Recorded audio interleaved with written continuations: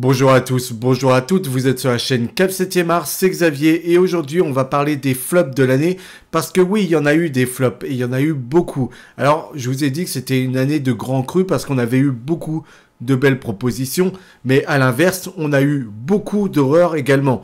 Heureusement que ça s'est plutôt équilibré et qu'à la fin, je me rends compte que j'ai vu plus de films soit passables et bons que de mauvais.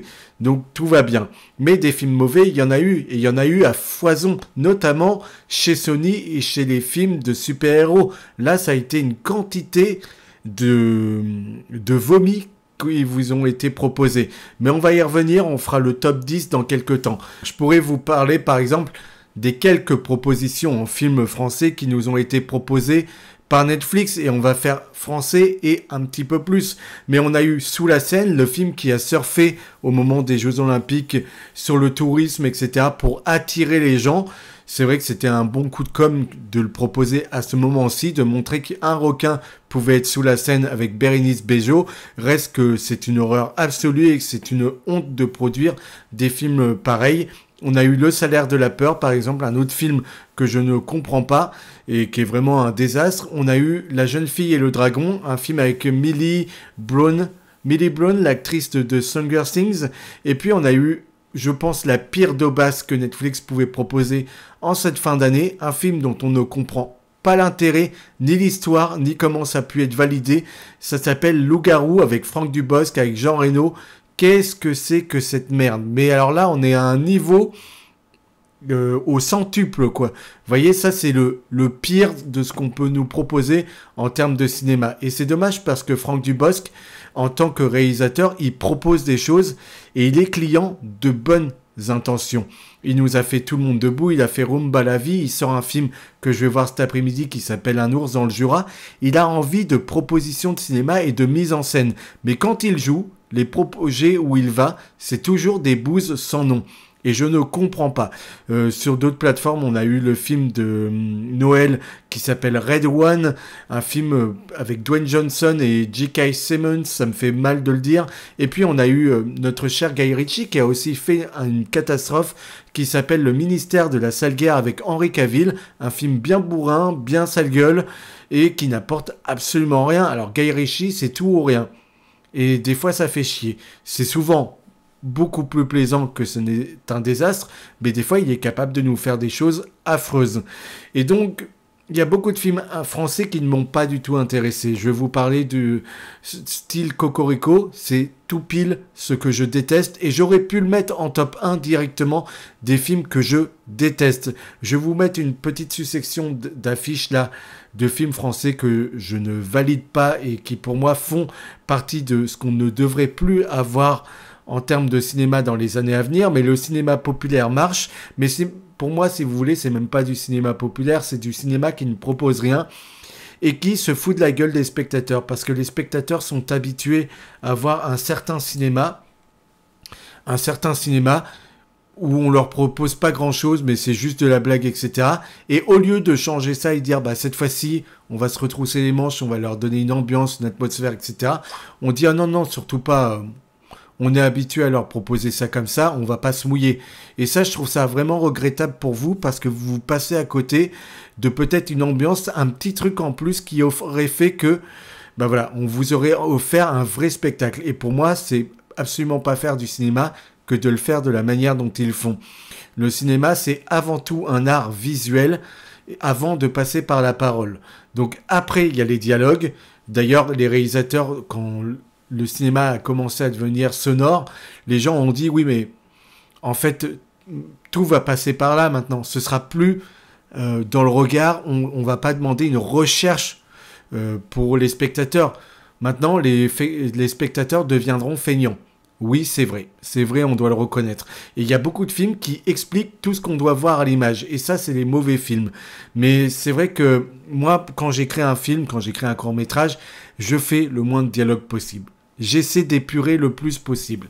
Et je vous dis, Cocorico et tous les films que vous avez vus là sont pour moi les œuvres qu'on ne devrait plus avoir. Mais Cocorico a marché, Maison de retraite 2 a marché. Vous voyez, ça me fait mal de le dire. Chantal Latsou, par exemple, c'est une des actrices où à chaque fois qu'elle est dans un truc, c'est vraiment, vraiment pitoyable. Donc elle, je la déteste, mais vraiment à un point que vous n'imaginez pas. C'est comme ça que voulez-vous, c'était mon petit point coup de gueule sur tout ce que j'ai vu d'atroce cette année. Alors il y en a d'autres, hein. Je les ai pas tous cités, parce que sinon je passerai mon temps à en parler. Mais maintenant, on va rentrer dans le vif du sujet pour parler du top 10 des pires films pour moi de l'année. Et ça a été compliqué entre les pires films et mes déceptions. Parce que mes déceptions, des fois j'ai une attente assez haute, même pour un projet où je me dis, bon, il y a un bon réal, donc je me dis, ça peut peut-être le faire. Et quand ça merde, bah voilà. Mais quand j'ai pas du tout d'attente, bon, des fois je peux avoir des belles surprises. Et entre les pires films et les déceptions, voilà, je vous en ferai part tout au long de la vidéo. Mais en 10e position, donc de ce classement, on retrouve Mufasa de Barry Jenkins. Alors c'est un des derniers films que j'ai vu cette année. Barry Jenkins, c'est pourtant un réalisateur que j'aime beaucoup. Il a fait Moonlight, un film qui a été publicité par Cannes il y a quelques années.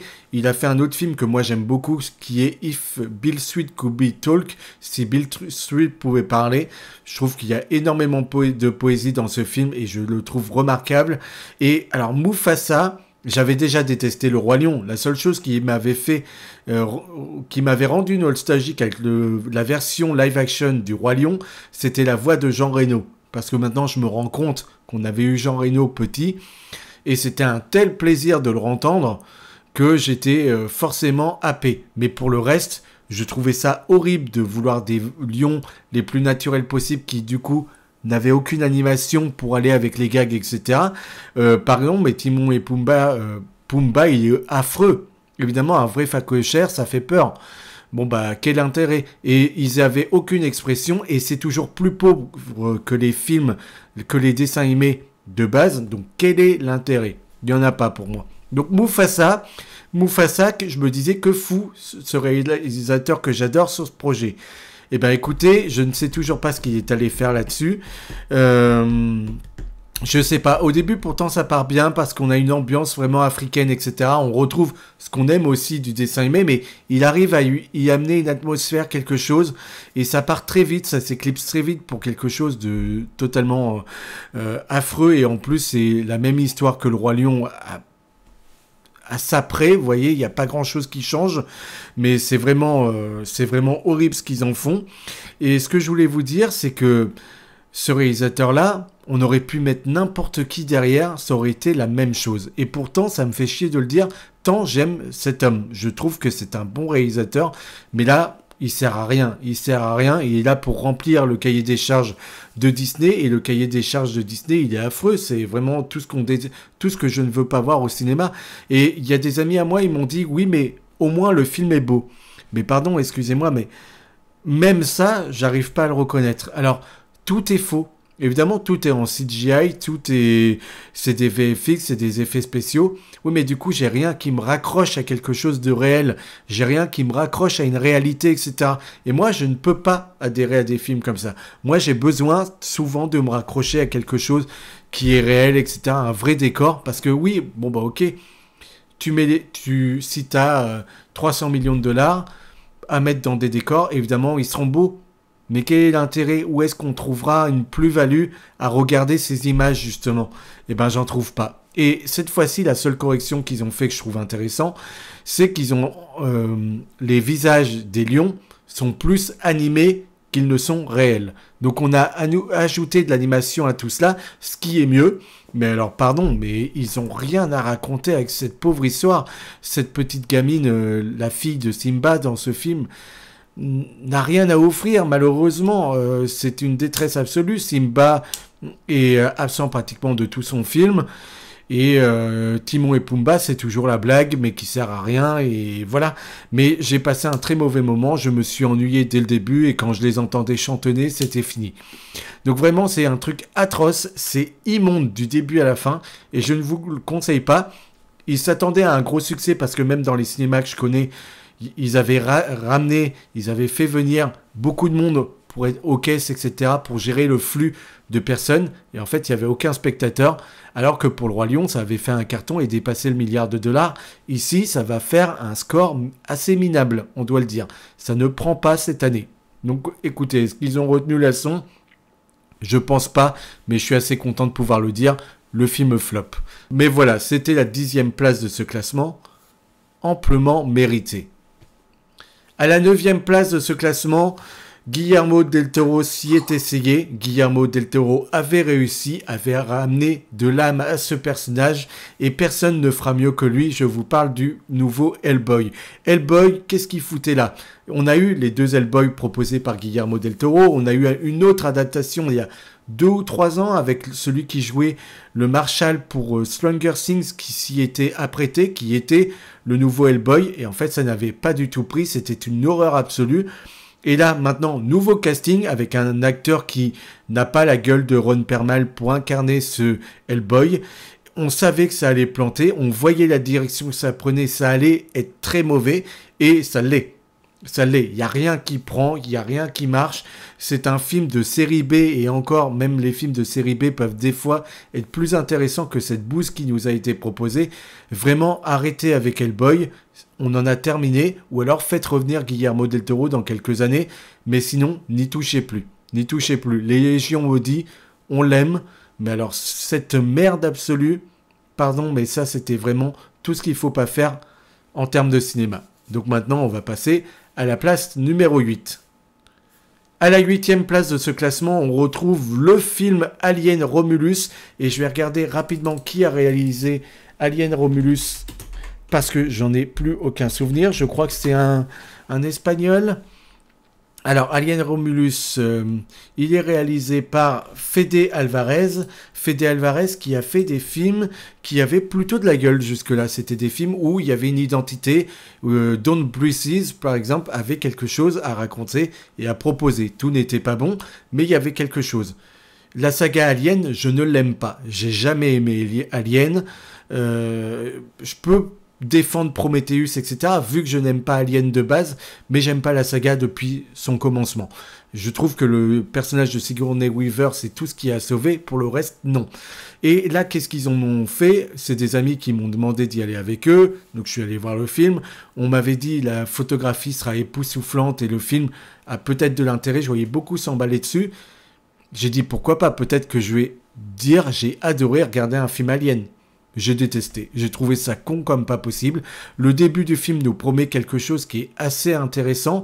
C'est qu'ils sont sur une terre où on voit qu'ils sont à l'usine, si vous voulez. On leur propose toujours des promotions qui ne viendront jamais, une liberté qui n'arrive jamais. Et ils décident de fuir pour une autre destination, se barrer et vivre enfin leur vie. Sauf qu'ils se retrouvent évidemment dans un vaisseau où il y a un xénomorphe. Et à partir de là, bon bah toute l'intrigue arrive. Mais moi, j'aurais adoré me concentrer, par exemple, sur cette planète usine où ils sont manipulés. Ou alors que tout se passe justement sur cette planète. Ce qui aurait été un immense décor. Et on aurait eu plein d'interactions avec plein d'autres personnages, etc. Que là, le fait de faire encore dans le vaisseau, etc. Oui, les répétitions sont énormes. Alors, il y a de jolis clins d'œil au premier film. Il y en a beaucoup, d'ailleurs. Même des répliques qui sont qui sont l'exactitude des premiers films, ça c'est assez rigolo. Je dois dire que le robot m'a intéressé, j'aimais bien le personnage, j'adore le casting qui y en est. Il y a Kevin Spacey qui est une actrice extraordinaire qui était dans Civil War ou dans Priscilla. Il y a aussi l'actrice Isabella Merced qui sera dans le futur DC Studio, mais qui est aussi l'actrice qu'on a vue dans Sicario numéro 2 ou Dora l'exploratrice. C'est une actrice que j'aime beaucoup, mais tous les personnages sont mal exploités. La photographie est la seule chose à sauver. Oui, elle est belle, mais les situations sont tellement connes, sont tellement idiotes. J'ai détesté le film et je me suis ennuyé comme jamais. Mais comme jamais, vraiment. Le cinéma de Night Shyamalan, c'est à boire ou à manger. On peut retrouver le meilleur de son cinéma. Ce que j'appelle le meilleur pour moi, ce serait des films comme Incassable, Sixième Sens. On a également Signe, que j'avais adoré. Et puis après, on peut apprécier des films comme... le film avec Joaquin Phoenix dans les bois, Le Village.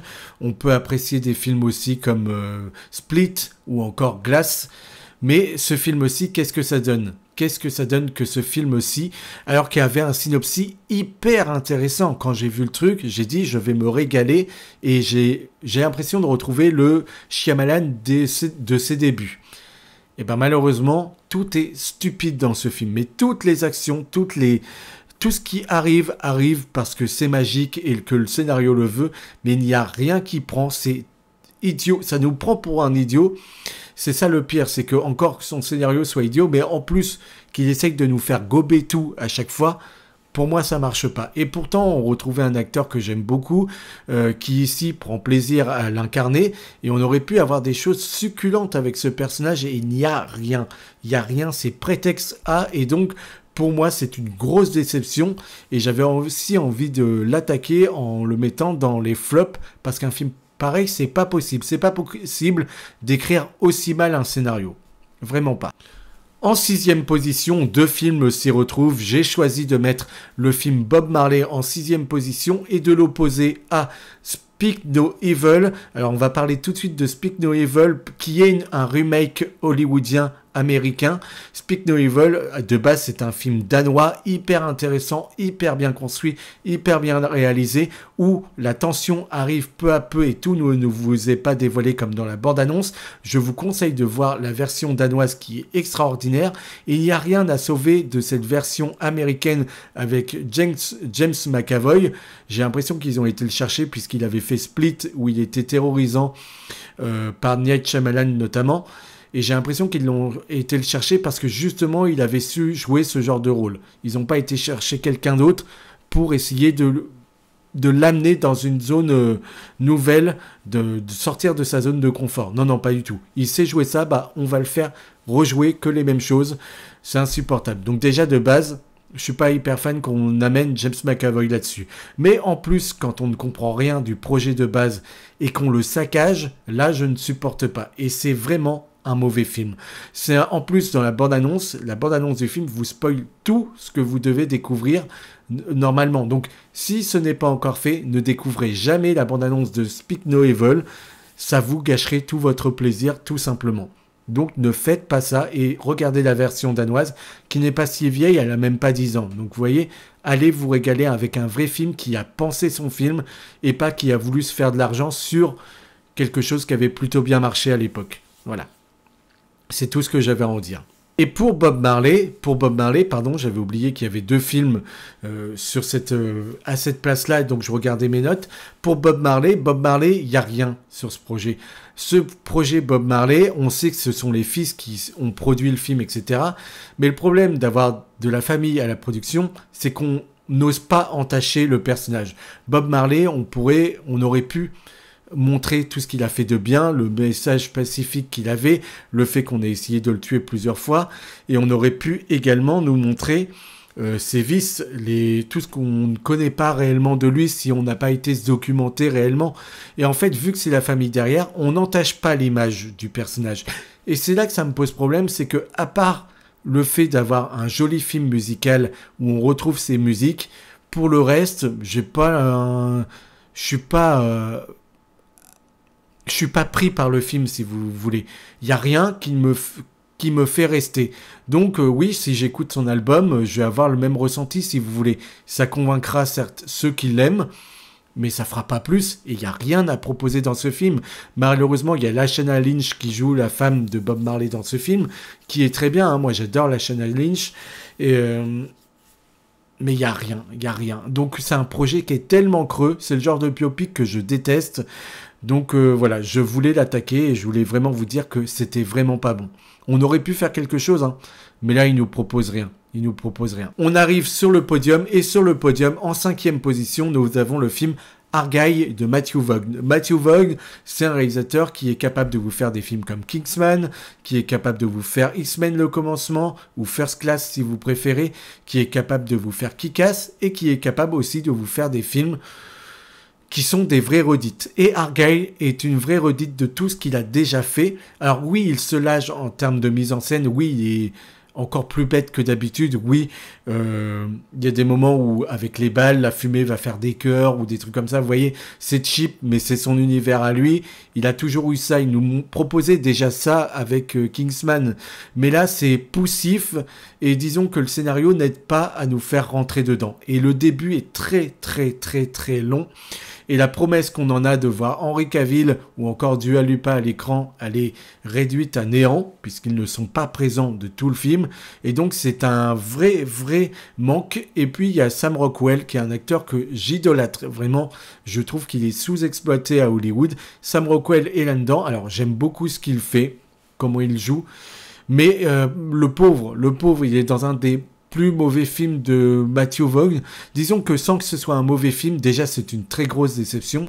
Et ensuite, je trouve que le film n'a rien réellement à proposer. Alors quand il se lâche, quand il est bébête et que dans sa mise en scène, il nous amène à nous faire rire, il le fait très bien. Mais quand il pose et qu'il essaye de faire avancer son récit ne prend tellement pas qu'on a de la peine à rester. Et c'est bien là tout le problème. Donc Argylle est en 5e position. Je regarde mes notes. En 4e position, nous avons un film de John Woo. Et malheureusement, pour ceux qui ont travaillé dessus, dont des amis de mon ancienne école qui ont travaillé sur ce projet, The Killer de John Woo, c'est vraiment un très mauvais film. Alors, c'est déjà de base un film de John Woo. Il a décidé de faire un remake de son film américain. Pourquoi? Parce que The Killer est un film qu'on n'oublie pas. La première version est exceptionnelle. La version originale est très bien. Cette version américaine, c'est tout ce qu'il ne faut pas faire et on a l'impression que le film a 20 ans de retard. C'est une catastrophe à bien des niveaux, mais alors notamment Omar Sy qui vraiment n'est pas bon dans le registre. Et on a Nathalie Emmanuel qui jouait dans Game of Thrones et qui devrait être une assassin badass, etc. On essaie justement de l'iconiser, mais on la sexualise à tous les instants. C'est assez insupportable. Alors qu'on a essayé de la rendre badass et de faire tout l'inverse. Il ne comprend pas les messages qu'il envoie. Et en fait, il a des ralentis qui sont vieux d'il y a 20 ans, qui faisaient stylé, mais qui ici sont très cheap. Et tout ce qu'il amène, tout fait très faux. Même ses décors, il n'arrive pas à leur donner une ambiance, à une âme, etc. Le film se plante à tous les niveaux. C'est pour ça qu'il est à la 4e place. Et mon Dieu que c'était mauvais. En 3e position, c'est un film qui m'a fait souffrir cette année. C'est le film de Zack Snyder, Rebel Moon. Alors qu'on parle de la version qui était diffusé en décembre dernier, Rebel Moon, pour faire plaisir aux spectateurs, etc., ou encore la version longue qu'on a eue cette année, les deux versions sont catastrophiques. Mais quand je dis catastrophique, c'est horrible ce qu'il nous a fait avec ce projet-là. Alors, il va chercher de toutes les licences, il va chercher chez Star Wars, Conan le Barbare, mais il ne comprend rien à ce qu'il l'amène. C'est bébête et méchant, le méchant est atroce à souhait, et si vous avez déjà vu Batman v Superman, etc., et que vous voyez les défauts qui sont dans ces films, ici, ce n'est que ça. Alors, ok, il iconise quelquefois certains plans. Moi, j'aime bien quand les gens fauchent le blé dans les champs, il y a quelque chose qu'il arrive à amener, mais encore une fois, ces ralentis font très, très, très, très faux. Son histoire est très, très, très, très conne. Les personnages n'ont aucune âme, aucune expression, rien à dire, et les combats sont vraiment, vraiment pas bons. Il n'y a rien à sauver dans ce space opéra qui pendant 1 heure nous prend la tête à aller chercher des personnages, mais aller chercher des recrues, mais c'est ce qu'on a vu 1000 fois dans bien des œuvres. Et alors la version longue, il a osé faire une version longue en disant, quand les gens ont gueulé, j'ai pas pu mettre tout ce que je voulais. Alors lui, il a toujours un problème, c'est qu'il fait toujours des films beaucoup trop longs et il raconte toujours trop de choses. Donc il y a un moment donné, il va falloir s'habituer à avoir une version finale et pas essayer de prendre les gens pour des cons et de racheter les versions d'après, là où il se fait un petit peu plus de pognon. Et Netflix l'a très bien compris ça. Donc vraiment, il n'y avait rien à sauver. Même le casting, ça marche pas. Et malheureusement, il y a Sofia Boutella en actrice principale. Et ça aurait pu être incroyable. Mais c'est très mauvais, c'est très moche. Il y a quelquefois des tout petits personnages d'aliens, etc. qui marchaient sur moi. Mais alors pour le reste du temps, je trouvais ça mais con et revu et inintéressant au possible. Vraiment, c'est tout ce qu'il ne faut pas faire en termes de cinéma. Encore une fois. Et Zack Snyder, il est plutôt doué pour faire du très très cheap. Et il y a aucun second degré avec lui, hein. C'est vraiment le réalisateur du premier degré, de la grosse baston et de la grosse histoire bien lourde, mais faut l'élever tout ça, vous voyez. Faut réussir à rendre ça épique et intéressant, et avec lui, pas du tout. En tout cas, Rebel Moon, c'était vraiment une des pires œuvres que j'ai vues depuis très très longtemps. En seconde position, c'est une déception et c'est aussi un mauvais film malgré sa photographie. Je parlerai du Joker 2 de Todd Phillips. Donc Joker Folie à 2.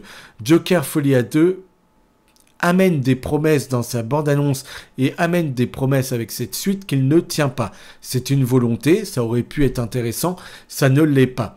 Pourquoi ? Parce que Joker 2 se fout des spectateurs.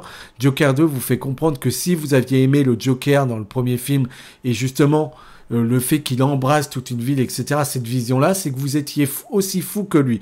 Parce que vous devriez avoir peur d'un tel personnage et ne pas l'idolâtrer. Donc ici, on le remet en question et on dit, bon, le personnage est peut-être fou, alors pendant 1 heure, on nous rabat le fait qu'il a eu des violences par sa mère, etc. Chose qu'on connaît déjà, donc c'est que des redites, beaucoup trop de redites. On aurait pu se lâcher complètement dans du cartoon avec une Lady Gaga en Harley Quinn. On aurait pu avoir des scènes musicales intéressantes, vraiment divertissantes, et lâcher les chevaux avec 2 personnages, aller presque dans le cartoon, des fausses bombes qui explosent, enfin vous voyez, on aurait pu lâcher tout ça. C'est très terre-à-terre, pardon. Les musiques ne prennent pas. Elles sont très mauvaises. Je pense que c'est un des pires films de comédie musicale en termes de musique. Ça ne prend pas du tout, à part quand il fait du Jacques Brel à un moment donné, ou du Edith Piaf, je sais plus. Non, c'est Jacques Brel. À part là où j'ai eu un soupçon d'émotion, pour le reste, j'attendais de savoir ce qu'il allait en faire. Et quand on croit que le film lâche les bribes et qu'enfin le personnage se réinvente et existe de nouveau, eh bien c'est pour contrebalancer ça et revenir de nouveau à un statu quo, à nous mettre à un moment donné où il n'y a plus rien qui se passe. C'est pénible. Alors la photographie est toujours sublime, il y a des intentions de réalisation par moment, mais Joaquin Phoenix, j'ai l'impression qu'il est plus là dans ce deuxième film. J'ai pas l'impression de le retrouver. Lady Gaga, j'ai pas l'impression qu'elle fasse la performance de l'année non plus. Donc, va falloir se calmer avec ce film. Et vraiment, c'était pas du tout la bonne suite à faire. Vraiment, je vous le dis. Le propos est intéressant. Ce qu'ils veulent en dire est intéressant du fait qu'on n'était peut-être que dans sa tête et que, bah voilà, il aurait fallu. Et là, on voulait casser toute l'image du premier film. Moi, j'aurais amené les choses différemment. Et ce qu'il nous a proposé là, pour moi, c'était bordélique et pas acceptable et mauvais. Donc c'est pour ça qu'il se retrouve en 2e position. Et la première position aurait pu convenir à, et là j'ai pris mes notes, Cocorico. Cette première position aurait pu convenir au film The Crow, un peu dans le style de super-héros. The Crow qui avait été déjà adapté dans les années 80. Cette version-là, elle est immonde, j'ai déjà fait une vidéo dessus, j'ai dit à quel point c'était tout ce qu'il fallait pas faire. Ça aurait pu être en top position. Donc là, je vous parle de toutes les bousasses qu'on a eues dans l'année. On a eu Godzilla X Kong. Godzilla X Kong qui ne comprend pas ses personnages. Quand les personnages arrivent, quand ils sont sur une route, on n'a pas l'impact de leurs pas, des immeubles qui tremblent, etc. Rien ne prend, on n'y croit pas. Excusez-moi. Heureusement, la vidéo se termine. On a un film comme Madame Web, Sony a sorti Madame Web, c'était une pure bouillasse visuelle et au niveau du scénario, rien ne va. Donc encore une fois, Sony avec Venom, tout ce qu'ils ont amené jusque-là, c'est les pires films de super-héros qu'on ait fait. On a l'impression qu'ils ont plus de 20 ans de retard, et encore, il y a 20 ans, on faisait des films beaucoup mieux que cela.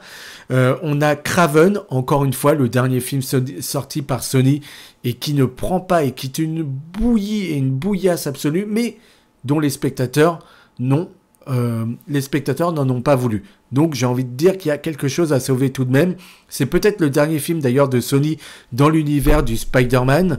Et puis ensuite on a eu SOS Fantôme, on a eu Venom Last Dance, Le SOS Fantôme, le premier qui avait été refait il y a quelques années, avait des jolies intentions et des moments qui pouvaient être validés, qui m'ont touché. Il faisait des clins d'œil au premier film, etc. C'était bien amené. Ce deuxième film, il est fait par un tâcheron qui ne comprend rien et on marche juste sur la marque. C'est tout. Pour ce qui est de Venom, Venom 1, j'avais détesté. Venom 2, je me demandais ce qu'il foutait là. Venom 3, allons-y, acceptons-le. Encore une fois, c'est tout ce que je déteste et je trouve que Tom Hardy joue très mal. Il cabotine et les réalisateurs qui passent là-dessus, vraiment, c'est pas possible. Je ne comprends pas comment on peut valider un projet du début à la fin. C'est impossible pour moi que ça puisse passer, ce genre de choses. Mais ça passe. Donc encore une fois, un projet Sony. Donc on a 3 projets Sony, Madame Web, Craven et... Madame Web, Craven et Venom qui sont dans les pires bouillasses merdiques que j'ai vues, avec Borderlands évidemment qui était vraiment une des plus grosses immondices que j'ai vues de ces dernières années. Et The Crow, Cocorico, voilà, c'est dans le ton, je vous en ai déjà parlé. Mais pour moi, du coup, j'ai mis en première position, j'ai envie de vous parler du film qui m'a le plus déçu et qui en plus ne propose rien pour moi. On parle du film de Francis Ford Coppola, qui est Megalopolis, un film avec Adam Driver, avec Nathalie Emmanuel, avec un casting remarquable, mais pourtant, il n'en fait rien.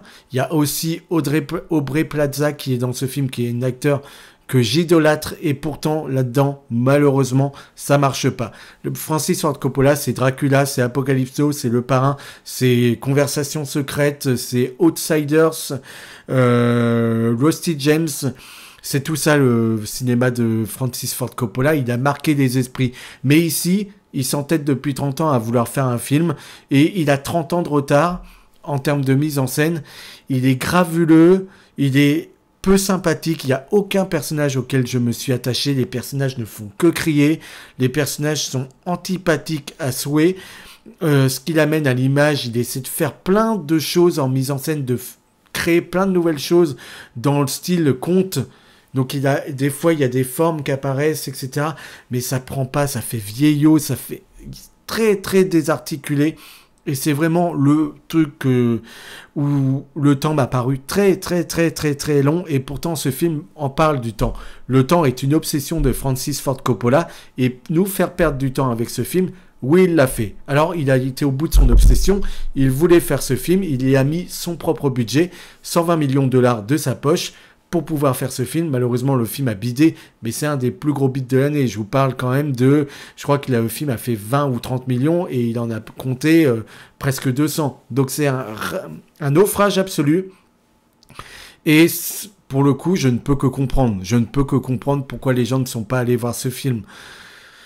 Écoutez, je suis un peu désolé pour lui, mais au moins il a été au bout de son ambition, il y a cru, mais vraiment, vraiment, ça ne passe pas et c'est vraiment atroce à tous les niveaux. Donc Megalopolis, je ne m'en souviendrai pas et je vais essayer de l'oublier très vite, mais c'était le pire film pour moi de l'année, parmi tous ces films dont je vous ai parlé. Et voilà, je voulais vous parler de tout cela, je voulais vous dire à quel point l'année avait été importante pour moi, à quel point je m'étais régalé au cinéma avec toutes ces œuvres, bonnes ou mauvaises. Le temps m'a paru plus long pour certaines œuvres que pour d'autres. En termes de cinéma, en termes de top et de flop, j'en ai terminé. Je vous remercie d'avoir été au bout de la vidéo. N'hésitez pas à la liker, à commenter, à me faire part de vos retours, me dire les films que vous n'avez pas aimés. Et s'il y en a que vous adorez qui sont justement dans ce flop, n'hésitez pas à m'en faire part et on communiquera ensemble. On discutera, c'est tout dans la bienveillance que tout cela se fera. Mais en tout cas, je vous remercie d'avoir été au bout de cette vidéo, de cette longue vidéo. On se retrouve très vite pour parler du top et des flops des séries de l'année 2024 et pour accueillir 2025 comme il se doit. Merci à vous.